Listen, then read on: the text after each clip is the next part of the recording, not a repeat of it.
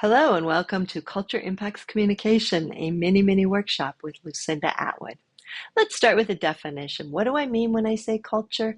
I'm talking about the basic agreements, how groups behave, the values, vocabulary, practices. Each of us is multicultural. We all belong to multiple cultures. Because culture is based not just on the big language, ethnicity, religion, culture can also be based around your work, the kind of work you do, where you work.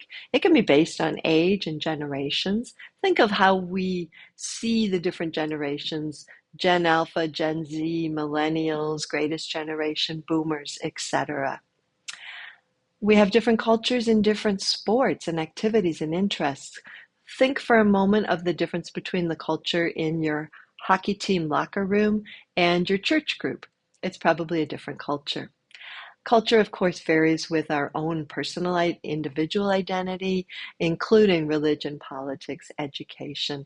And of course, we know there's a big difference in culture when communicating in person versus online. And even online, there's a different culture among the different platforms. TikTok, for example, has a very different culture than, say, Facebook. Each culture has a different power distance. Some are high power distance cultures, whereas others are low power distance cultures. Power distance is the distance between the people who are most important or have the most power and those who have the least. Think, for example, what you call your boss. In Western settler business culture, we tend to call our boss by their first name, and we can approach them and speak with them directly. Whereas in other cultures, you never call your boss by their first name. You tend to call them by a title or an honorific. It's the same with instructors. Some cultures, students are expected to stand up when the instructor enters the room and call them by an honorific. Whereas, again, in Western settler culture, we tend to speak to our instructors on a more level distance. Now, how does culture impact communication? Well, simple. The best communication adapts to the cultural norms of the culture that they're communicating in. For example, if you're speaking in your hockey team locker room, you will adapt and speak in that style versus if you're with your church group where you would modify and speak in that style. So think of the different cultures you participate in and think about what's normal, what is considered polite. Big difference between your hockey team locker room, what's considered okay to talk about there versus your church group. Think about the tone and the way we speak. Different cultures, some are very direct and just get right to the point, whereas others are much less direct.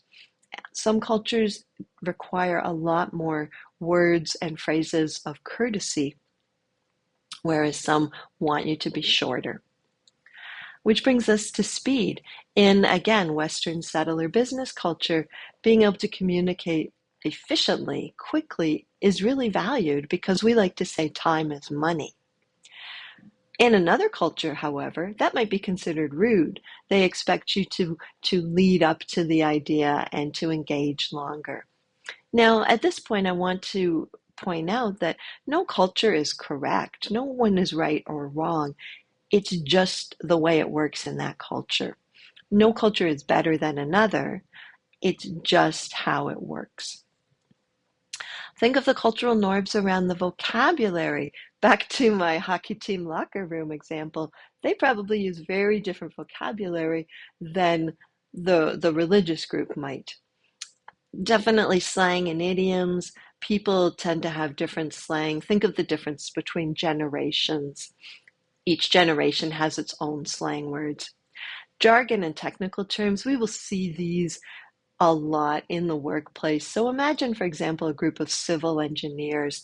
They would use jargon and technical terms that they all understand as a shorthand. But if they were, say, presenting to the public, they would need to use common words to make sure that everyone understands.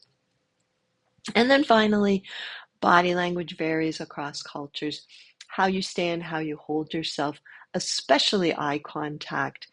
In Western settler culture, eye contact is considered to show that you are honest, you're paying attention, and you're confident. Whereas in another culture, eye contact might be seen as too assertive and possibly even aggressive. And of course, we know that different cultures use different gestures as they speak. Some gesture a little, some a lot. And of course, gestures vary. There are gestures that in one culture are perfectly fine and acceptable to use. The same gesture in another culture could be considered offensive and horrific. So, our intercultural skills, you can't know everything about a culture, but the big secret is consider the culture that you're communicating to before you start communicating. Just take a second and think before you speak or act or write anything. And that's the secret to intercultural communication.